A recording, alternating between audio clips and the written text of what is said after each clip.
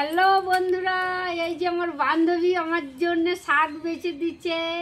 শাক বাছতে এসছে আমার বাড়িতে, দেখেছো? তুই শাক বাছতে এসছিস না? বল বন্ধুদিকে কিছু। আমি শাক বাছতেছি, আমাকে ডেকে নিয়ে এসছে। আমি ডাকি না, ও লিজাই এসেছে, ও মিথ্যে কথা বলছে। দেখেছো? আয় বস, চা খাওয়াবো, শাক বেছে দে। না না, আমি ডাকি নাই, ও লিজের মন থেকে এসেছে। দেখেছো? শাক বেছে দিচ্ছে, অনেক ভালোবাসে কিন্তু কিন্তু গাল দেয় অনেক, জানো বন্ধুরা?